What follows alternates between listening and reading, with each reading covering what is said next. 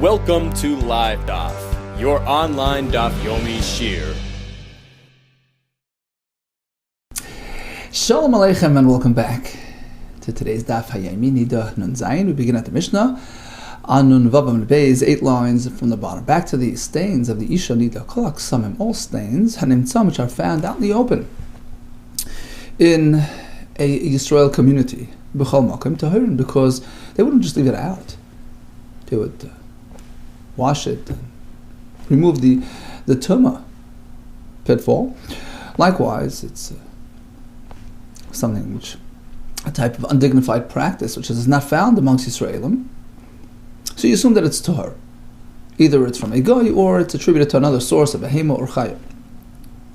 Unless it's found in a private location, chutz v'nam tzam, except for those found b'chadorim, in the rooms of a service and surrounding the Beis HaTumayos, those rooms where the women would spend their time when they were in NIDAH. They had special designated rooms. So in those areas you can assume these ksavim are in fact dam NIDAH v'Yisraelis. Speaking of the Beis HaTumayos, says the Mishnah, what if the Beis HaTumayos belonged to the Kusim, which we briefly touched yesterday? So they were a community of individuals who underwent somewhat of a conversion. It turned out that they were adherent to certain aspects of our Torah, primarily Torah Shebechsav, the written Torah, but they would disregard and be callous in matters of the Rabbanon and uncertainties. So, in some things you can trust them, and something you can't. Beis HaTumayos shel kusim mitamen ba'oil. Anything in that room, under the same roof, is tamei. Why? Because there is a mace in there. How? They would have an interesting practice. They would bury their miscarriages in those rooms. So anything in there is tamei, as though in an oil of a mace. Rabbi the Omer, no, they wouldn't bury their miscarriages. They would discard of it. And an animal would cart it away. Hence, there's no concern about presence of tumah. Now, why wouldn't they bury their nefalim? The Gemara will explain the reason for that. Speaking of the kusim, in what matters can we trust them, and what can we not trust them? Ne'emanim leimer, they trusted to say kavarnu shamas hanefalim or loy kavarnu. We put the nefil in there or not. So these are matters of Torah shebechsav. A mace is matame, anything but oil, based on the psukim of the Torah, so we can trust them, whether or not there's a nefil. Likewise, regarding the bechor obligation of the firstborn animal, they're trusted to say whether it's the first or not. Ne'emanim leimala behema, they're trusted to speak about an animal and testify in bichra, whether she already had an offspring and this is her second, in which case it's exempt from bechor status, or no, this is her first. Ne'emanim al tiyun kvaris, they're trusted regarding the marking and locations of burial plots. Well, if they say, look, this place here we marked it, and otherwise elsewhere it's okay, you can trust them on it. Ve'ne'emanim, we don't trust them on matters of uncertainties and doubt and the rabbanans. On overhanging trees, which might be overhanging over a grave, so there's an element of uncertainty. We can't trust them to testify, that where the grave is, where it isn't. Nor on the protrusions of the wall. Again, it's a type of overhang in matters of tumah. Nor regarding the presence or the absence of tumah in a beis hapras, in a field where there was a grave that was plowed over, which is considered tamei midrabanan, concerned that there are some bones scattered throughout. So that's a rabbinic ordinance, not trusted on that. Zaklal, as per the following rule. If they're careful, you can trust them. If it's something that they're callous about, you can't take their word for it. Something which they're callous about and suspected of disregarding, you can't trust them. We'll turn to the next one. So according to Rabbi Yehuda, they wouldn't bury their nefalim. Why? Why wouldn't they grant them the privilege of burial? My droish, what's it based on? Pasuk says. So again, they took the psukim very literally. They said like this: Rashi brings, based on a sifri, it's referring to not selling your family burial plot. The gvul, the boundary, the plot of your family. So they would connect as follows. Only an adult who's entitled to inherit a nachla, a portion of Eretz Yisrael, he has a right to burial. Yesh lo yagvul. Kol she'en lo nachla but a unviable offspring that doesn't have nachla, ein gvul, is not entitled to a burial plot either. Ne'manim lema kavarno. But if they point to a specific area and say, look, we put the mace there, but we didn't, meaning it's tumah free, you can trust them on that. Why? Although they are certainly conformist in matters of the Raisa, such as matters of becoming tamei, but they wouldn't hesitate to mislead you, which is based on the pasuk, lifnei iver, before a blind man, lo yisitein michsh, don't place a stumbling block, which is learned as a reference to not only a physical stumbling block, but even a spiritual stumbling block. You can't mislead somebody and cause them to stumble in matters of spirit. They don't learn the pasuk that way. So they have no issue misleading somebody in matters of spirit. So how could you trust him when he says, look, this place has no tumah? What does he care about your tumah? But lastly, they don't adhere to the true meaning of v'lif neiver l'sitei michshol. Amar avo. But that's only if it doesn't pertain to them. But if you see a kohen of the Kusi community, how do you have a kohen in the Kusi community? They weren't kohanim. The Parsha explained that Sancherib sent along some legitimate kohanim to lead them the way, to direct them and lead their communities. So you have a kohen from a Kusi community who's actually standing on that spot. Now he wouldn't do that if it was tamei, because for himself, for his own self, all matters of spirit, he's certainly careful. So that's your litmus test. That's your indication that it's tamei free as per his claim. B'koyin oimid sham. Maybe he's a kohen who's already tamei, and therefore he has no issue with tumah. The nakat truma biyadeh, he's holding truma in his hands. He wouldn't allow it to become tamei. Maybe the truma itself is already tamei from before. He's eating it, which he wouldn't if it was truma tamei. Remember, if the kohen is there with his truma eating, what's the point? Why does Mishnah have to even discuss such a simple, evident case? The time perhaps there's room to think. Loi bekibi yitzira, for all his good intentions, maybe he's not so aware of the intricacies of what constitutes a vlad, which is metame. Rashi says it has to be at least 40 days old. Prior to that, it's considered maya ba'alma, just plain water. Perhaps they're not cognizant of these intricacies, and therefore he, in his mind, thinks it's not tamei, which it really is. Kamash, the point is no. They know what they have to know in a basic level, and if they're testifying that there's no tumah, you can trust them on that. Regarding the bechira as well, they can be trusted to claim that this is their first, this is their second. But once again, the same question, they're not concerned about your issues. Why would you trust them? But once again, because he's va'ovid. On the animal which he's testifying, as a non-bechor, you see him working with it. Guys, he's sharing it, he's working with it, which he wouldn't do if it was a real bechor. So that's your indication. That's the case, then it's evidently so, without, it's not a chiddush. Well, the time of room to think perhaps, with all his good intentions, maybe he's not an expert in matters of discharge and birth.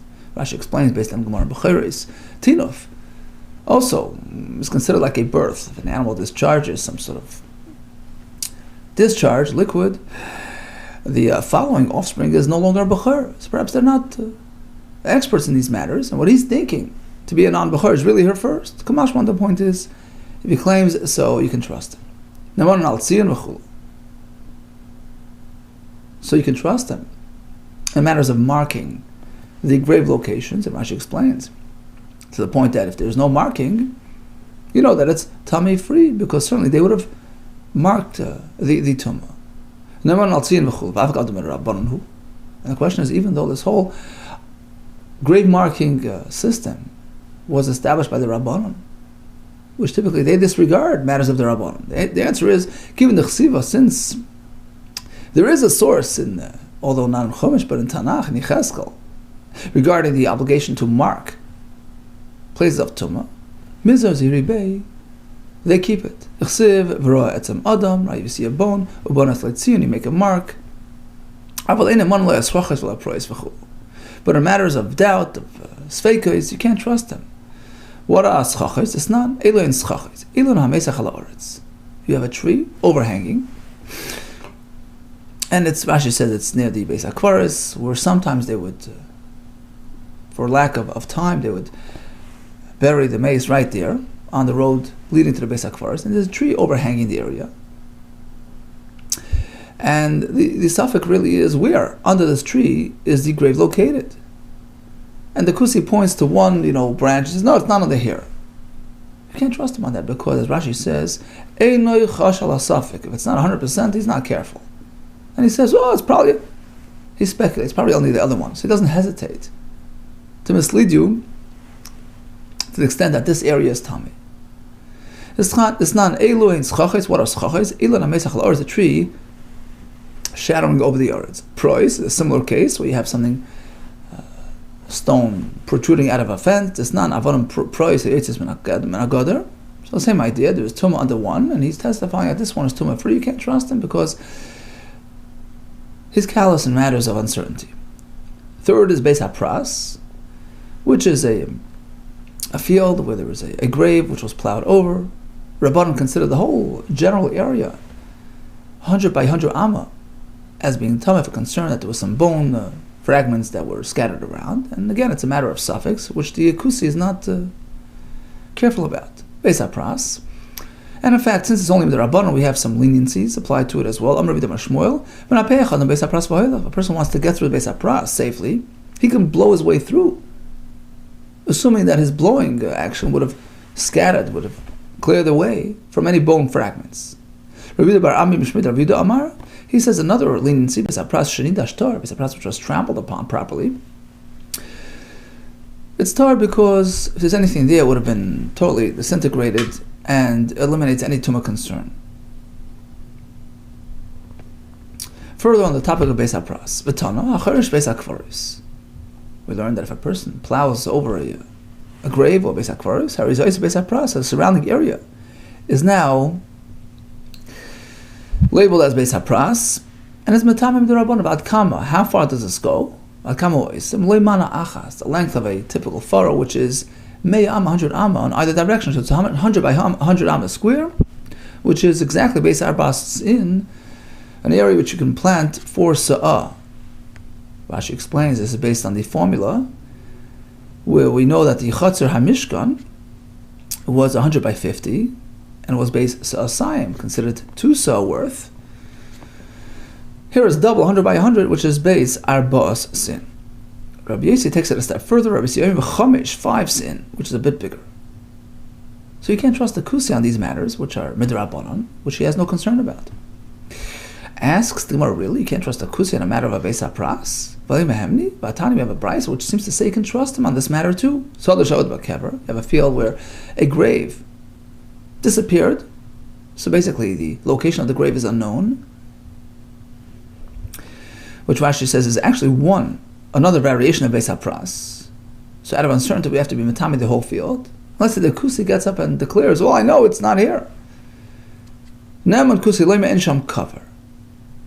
V'sheina meid al guvashel kever. Look, he's pointing at a certain spot. He says, look, there's no grave. I can vouch. There's no grave there. You can trust him on that. Because Rashi says, guvashel kever, the essence of kever for him is very serious.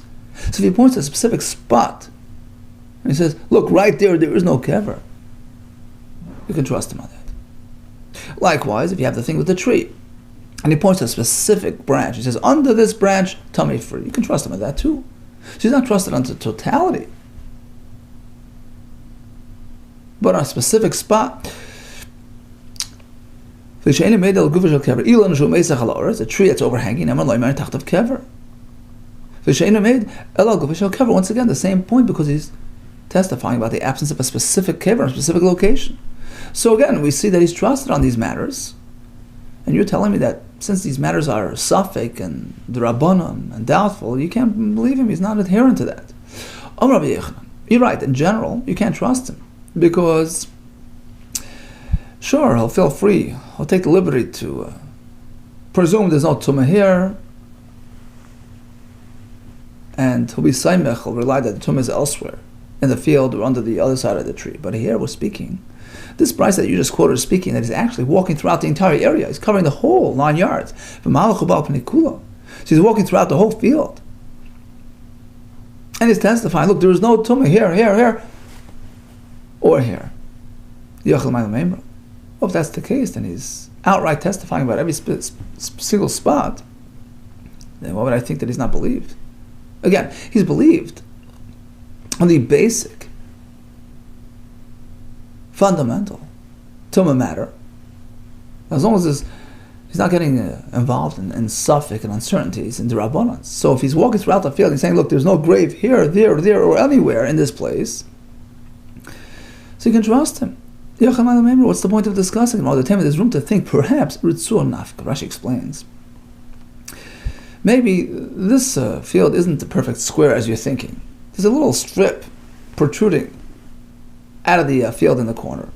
True, he's claiming, look, there's no tumah anywhere throughout this area, covering this whole, square, and perhaps there really is tumah in the field, but in that corner.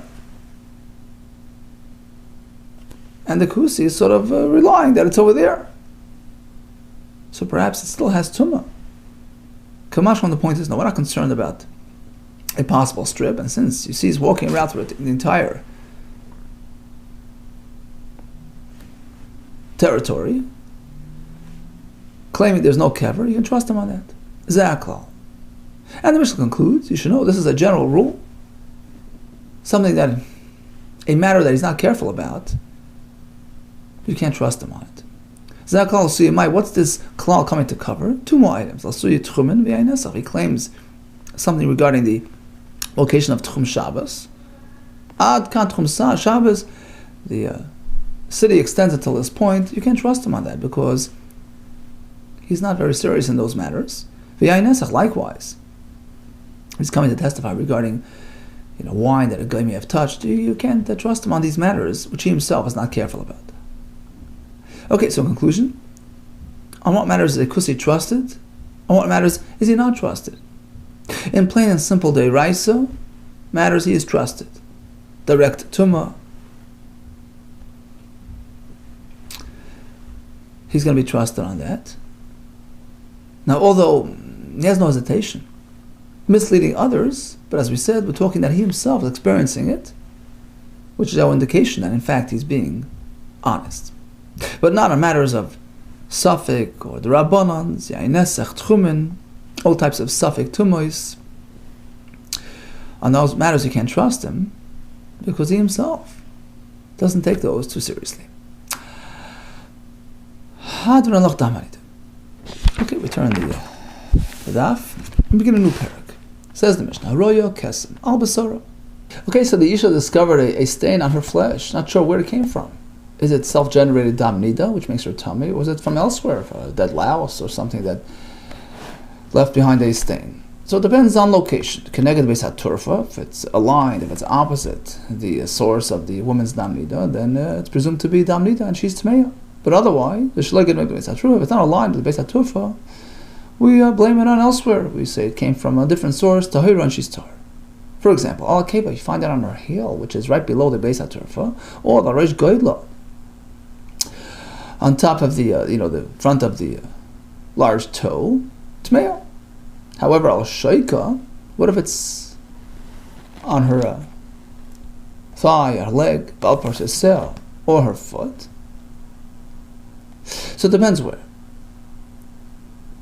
Mibifnim, if it's facing inward, so basically it's facing the other thigh, facing the other foot. So this is right foot, this is left foot. This is mibifnim, right, the inside, facing the other side. So then tmeya, mibachutz. But if it's on the outside, so she is tahira. What if it's on the sides, sort of the front and the back? So basically the foot can be divided into four. You have, from the woman's perspective, you have the right side, which is facing out, that's mbachutz, that's tar. You have, this is the right foot, you have the left side of that right foot facing the left foot, that's called mibifnim, that's tameh. The front and the back surfaces, likewise, she is tahira, because it's not attributed to the dam NIDAH. Ros al Chaluk, what if she finds a stain on her garment? Again, location is what determines. Below the waist or above the waist. Min hachagur ulamata, below the belt area. Then she is tmeya. Min hachagur lamala, above that area, she's tahira. What about on the sleeve? Ros al beis yad shel chaluk, the sleeve of this robe. So it depends if it can reach the source of dam nida. Imagia keneged beis hatorfa, it's made from but otherwise tahira. Hoisa paishat sasai. So let's say she would use it as a blanket at night. Hoisa pashtasai, she would remove it and miskasa b'layla and cover with it at night. So since it travels around, so anywhere on that garment can be attributed to dam nida. Kol malkam shintzvah kesem, any kesem found anywhere in that garment, tmeya. Makes her tummy because it moves around, and it could have got its stain from the malkam of nida. V'chein b'pulyas, likewise. Another type of blanket, pulyas blanket, has the same halach. Amar Shmuel, you should know that minat Torah, dam nida is only metame isha. Let's say she knows it's her dam. It doesn't matter. Unless it came with hargasha, with personal bodily sensation, with awareness, with feeling. Amar Shmuel, batka karka olam, v'yashva alea. Let's say she takes a close look at the ground and then sits down on it. So she determines there's no stain, there's nothing there. She sits down and she finds umatza dam alea. She finds dam right there. There's no way it could have come from elsewhere. Tahira, she's still tahir. Shnema b'bsara. The pasuk describing the nida experience speaks about b'bsara, in her flesh. It has to be felt personally. Anshatarish b'bsara, just to feel it in her body. Although it's 100% from her, but it has to come about with a feeling, a sensation, with an awareness. Ask the Gemara. This pasuk has already been applied for a different halacha. Haiv Sarah and Boil is needed shematama b'fnim kebachutz, to teach us location, that even if the dam hasn't yet fully exited the person, it's just on its way out in the outer chamber, it's matama, even though it's still bib sarah. So this pasuk is unavailable to teach us the hargasha requirement. Imkain answers the Gemara. If it's only coming to teach us that halacha, let me call babasar. Pasuk will say babasar without the hay, which already teaches us that even though it's still in the basar, it's matame because it's on its way out. My bivsar, what's the extra hay coming to teach us? It has to be felt with hargasha. Shmami no, ashatarish bivsara. But still it's needed for something else. If Sarah teaches us, the blood has to travel along the flesh of the isha. It's to slide along the flesh as opposed to being contained in a tube or in something else as it's coming out. As opposed to dam that's found inside in a partially formed fetus. Or in a clump of flesh. So these are not matame the isha because the dam did not flow directly alongside the basar of the isha, the chatzitza. And it's not matame.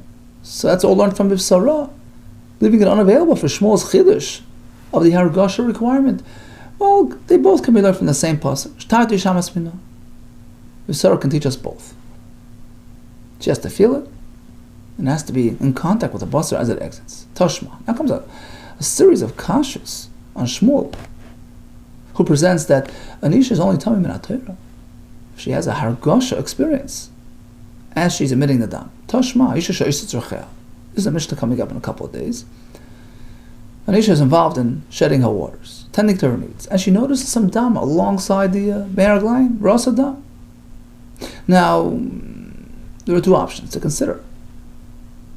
Either it's dam nida, which is unlikely, as Rashi points out, because the meraglayim run a different channel. Unlikely to bring along, unlikely to have dam nida accompany meraglayim.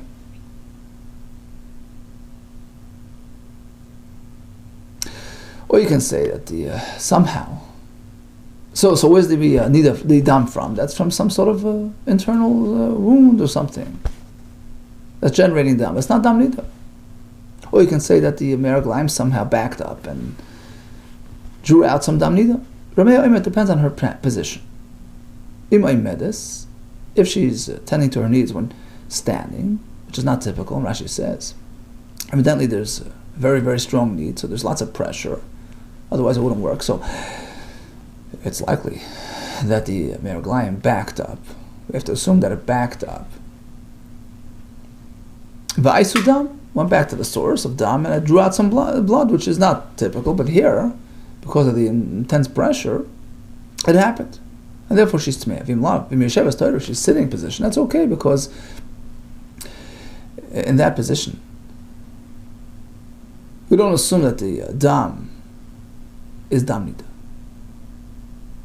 Rashi says, in derech dam nida lotzes meraglayim. It's not common for the dam nida to come out with meraglayim. And since it's a conventional shedding of water, which is running a different track than the nida, dam, so we assume it's not dam nida, it's dam of a maka, and she's tar. Fine. Now, question, was there hargasha, which according to Shmuel, the precondition for tumah? Or was there no hargasha? Either hargasha, if she felt something. She felt, the womb generating dam nida.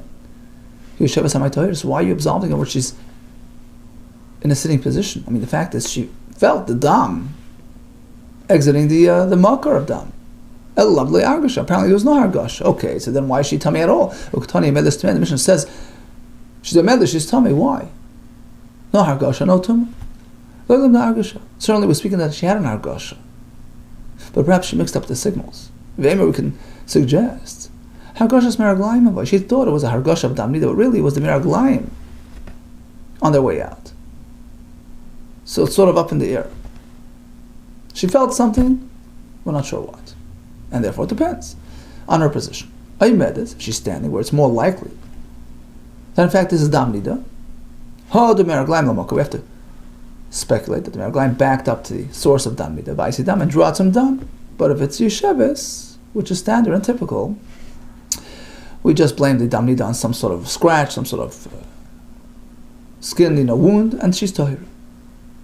But certainly, in order to become tamei, hargasha is required, as per Shmuel's halacha. Toshmai comes another kasha on Shmuel.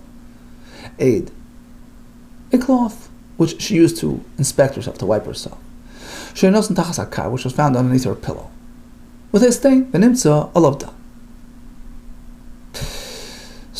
Is it dam nida or not? It depends on its shape. Im ogel, if it's a round stain, it couldn't have come from a wipe, which would have generated an elongated type of stain. Shashish tar, we blame it on some sort of blouse that got swished in.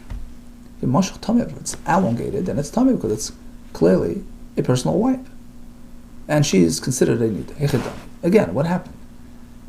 What happened with the hargasha element? Was there or is there not? Either argisha, she had hargasha, or my tar. So if it's round, how could you absolve her? The fact is, she felt dam flowing out of her.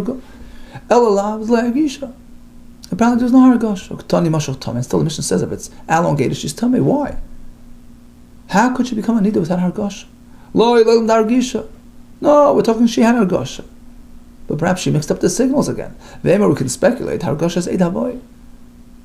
When she performed that inspection with the aid, that sensation, an internal sensation, in her mind, felt like a hargasha of dam nida. So it could go either way. We're not sure. So we have to determine based on the shape and the configuration of that stain, which will tell us, which will help us define the nature of that hargasha. If it's mashach, it's elongated, vadem gufa asa, in this case, we attribute it to herself, and she's tummy. Ogol, if it's round, we say it's just a random stain, because it wouldn't be round if it would have been her dam. Toshmai comes another kasha on Shmuel. From a Mishnah, which again seems to indicate that hargasha is not a requirement for dam nida. Nimtzal shaloi. So after the husband and wife were together, he discovered some dam on his cloth that he used to wipe himself. Tmei, that confirms that they were tamei when they were together. They're obligated to bring a carbon. Why else would he find dam on himself? Nimtzal shaloi. If it's found on her cloth, it depends how soon after. Assume right after. That confirms that the dam was already there when they were together. Tmein, nimtzal shalach hazman. If you find it after a while, tmein is suffik. So there's a suffix that perhaps she was already tummy at the time, but uptur min carbon, can't bring a carbon since it's only a suffix. And again, what happened in terms of hargasha? She had hargasha. When they were together, she felt the opening of the womb, she felt the dam being generated. Why does Mishnah say if she found it a while later, they're absolved? The fact is, she can vouch that there was dam when they were together. Apparently there was no hargasha. And still the Mishnah says, she found it on her side, immediately after, the question is, why is they tamei? In absence of hargasha, which is a pre-requirement for this. No, we're talking that she had hargasha when they were together.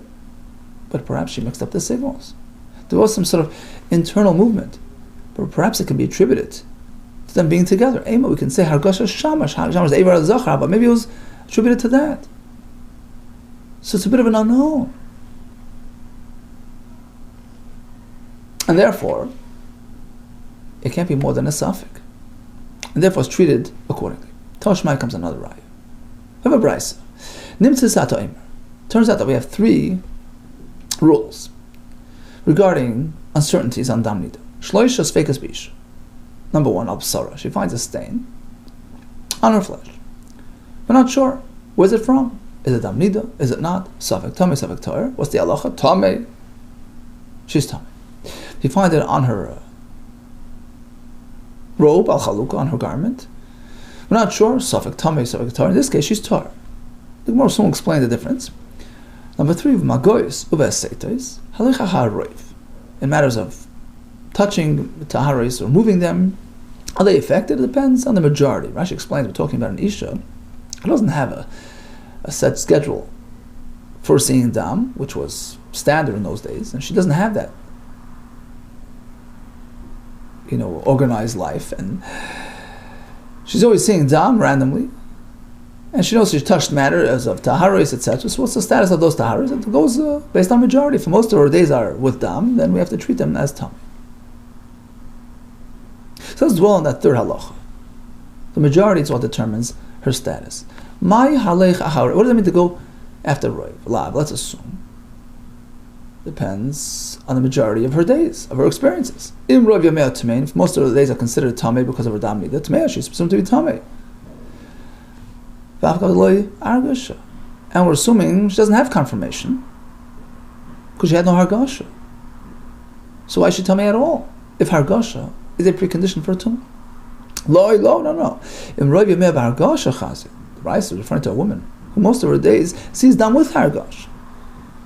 So even though now she can't vouch for hargasha, tamei, she's presumed to be tamei, even though we don't have confirmation of hargasha or even of dam, because we follow the majority. The aimer, we have to say, we have to speculate. Hargasha, perhaps she did have hargasha, since most times she does. But she wasn't mindful of it, but it was there. Okay, so that settles that. Now let's go back. Once we're speaking about the brisa, let's reanalyze the brisa. Amar, al-psara, the stain found on her basar. Source unknown. Safek tamei, safek tahar. In this case, it's tamei. But al-chalukah on her garment. Safek tamei, safek tahar. In this case, we're lenient tahar. The question is why? What's the difference between the kesem on the basar or the chaluk? What exactly occurred? Where did you find it? If it's below the waist, that would explain why the bodily stain is tamei, as per the halacha in the Mishnah. It's aligned with the Beis HaTumah.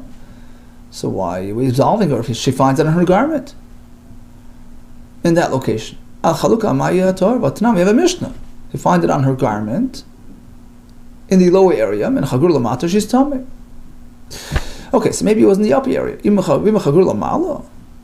That would explain why it's not a concern on the garment. So why is it a concern if you find it on herself in that area, which is totally out of bounds? Al basara amay tamei, but now we have a Mishnah. The same exact location requirement applies to the body as well. Ras adam al basara. If it's upstairs, like in a Beis HaTorah, she's tamei, tahira. So which way is this? We have 2 answers. Either we can say it was found in the lower area, or you can say it was found in the upper area, as follows. You can suggest it was found below.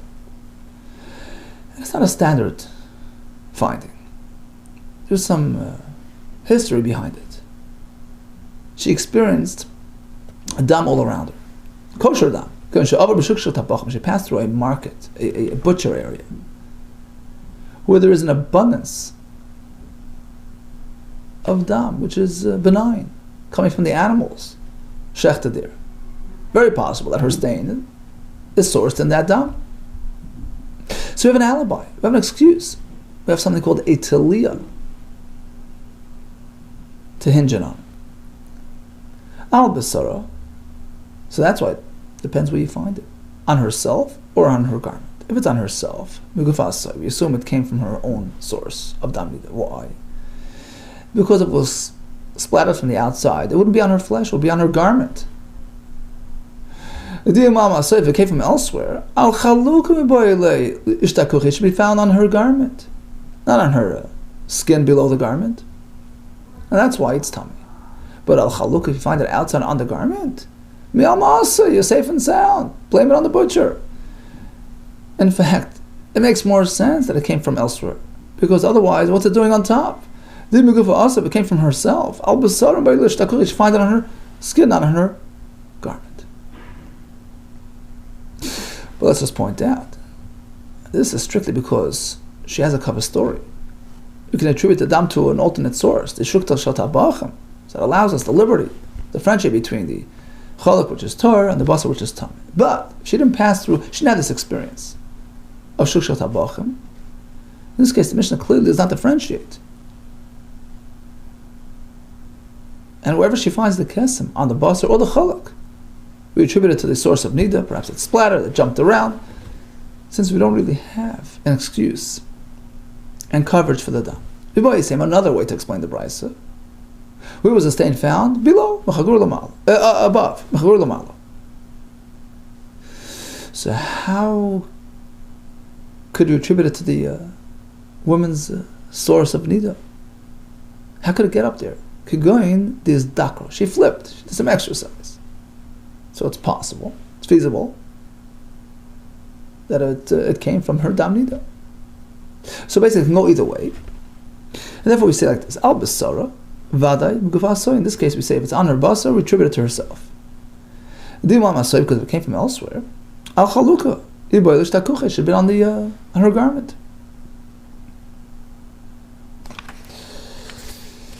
But if you find it on her baguette, al chalukim, al masoi, we blame it on the outside. Because because it came from herself, al basara, she should have found it on her skin. So again, because here we have a mitigating factor, location. At the same time, she flipped. So we have all kinds of elements to consider. Which way is more likely? So in this case, we have the liberty to make that distinction between the basar and the chalak. Okay, so let's just recap again. The rules are like this. A kesem is mitame, provided it can be attributed, it's more likely to be attributed to the Beis HaTorah, to the makor of dam nida. The Mishnah sets forth a very simple formula. In the upper areas, mechagur lamala, whether it's the basar or the chalak, tahar. The lower areas, whether it's basar or the chalak, she's tummy. The brisa adds another variation to this halacha. Suppose there are other factors to consider. Shukshal tabachim, which provides a kosher source of dam. In that case, it can be suggested that even if the dam was below the chagar, we have an alternate source. So that, together with the fact that it was found on the garment, which makes it less likely that it came internally, makes her tar. On the flip side, we have a case where she flipped.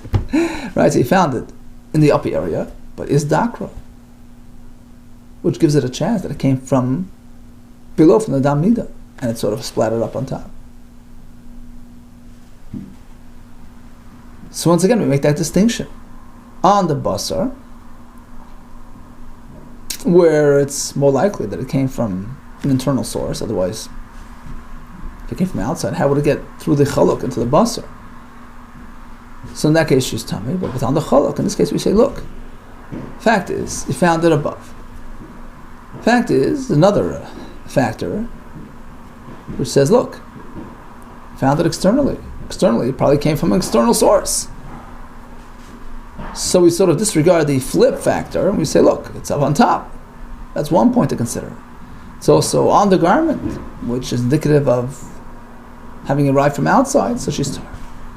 Okay, in any case, pertaining to our Chiddush of Shmuel, who requires Hargasha, in this case, there's no Hargasha at all.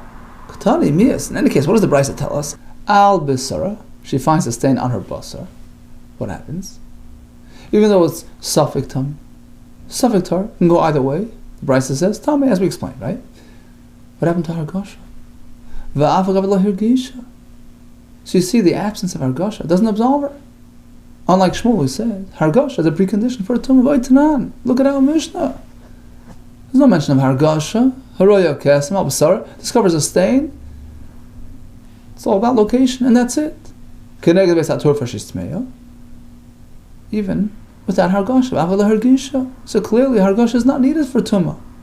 Unlike Shmuel, who states, based on the Pasuk, Hargasha is a precondition for Tumah. Amar Rav Yirmi Midifti.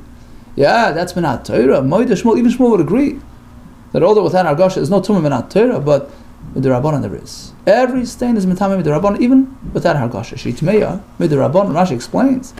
Dilma Hargasha. Perhaps there was Hargasha, but she wasn't aware of it. Taisus adds, no. Even if we can confirm that there's no Hargasha, Afilu Muchsak Lo Shlo Yagisha, says Taisus, she's Tmeya. Hoil Varasa Dam Nida, since it's Dam Nida, so even without Hargasha, absolutely without Hargasha, she's Tameh. Because it resembles Dam Nida, and it's a Tumah D'Rabbanan. Even Shmuel would agree to that. Ravashi says like this: Shmuel, who the Amak Rab Nechemia. Now, Taisus explains that Ravashi is not disagreeing. He agrees that there is a Hargasha requirement in Torah, and even without Hargasha, she's Tamid Rabbanon. But when Shmuel told us that there's no Tumah, when you find a stain on the karka that she inspected before she sat down, in that case, there's no Tumah, even with Rabbanon, he says. Shmuel Damak Rab Nechemia.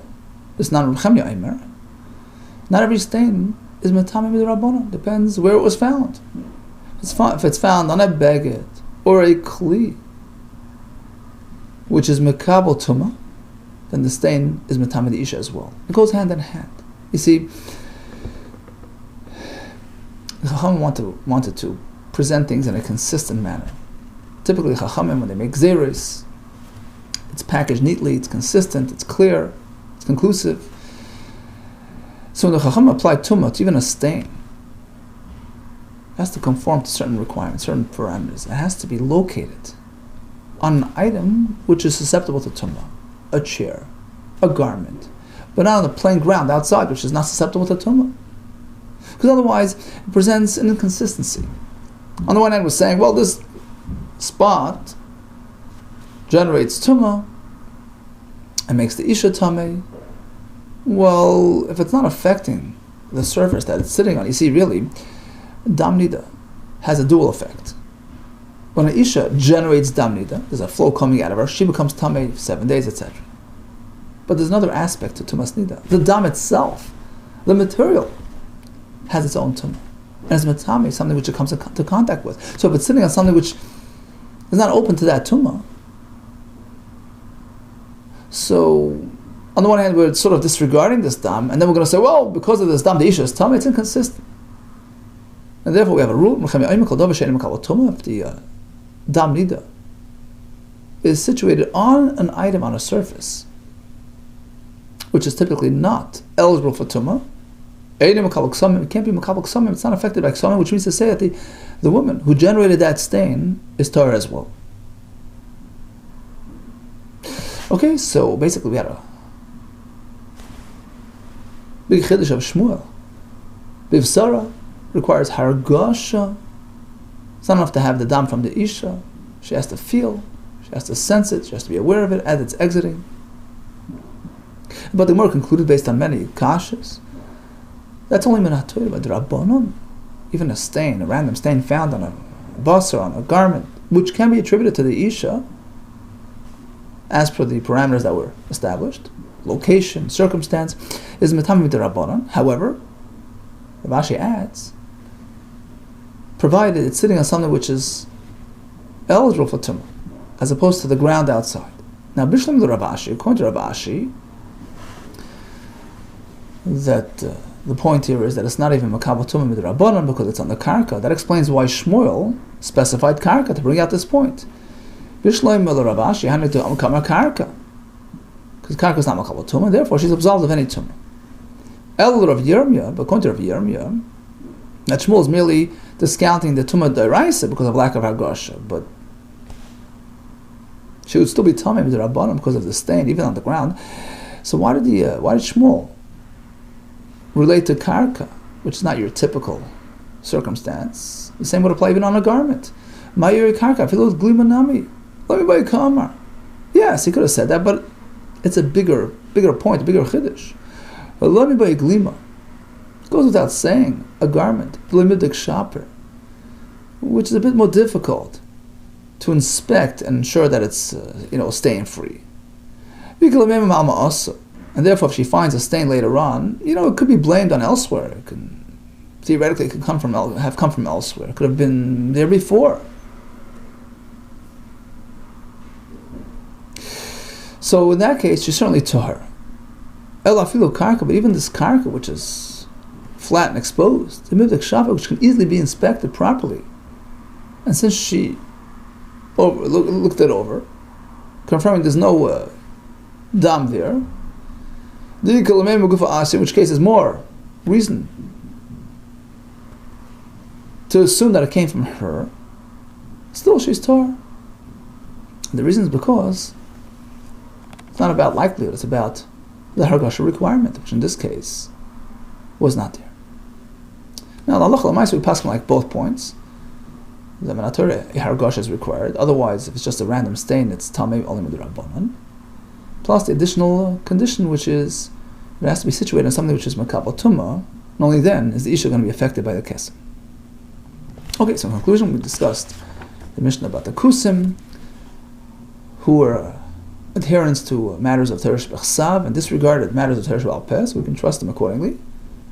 In matters of outright tumah, in cases where they're sort of vouching, like you see the kohen standing there with the truma, so he's serious,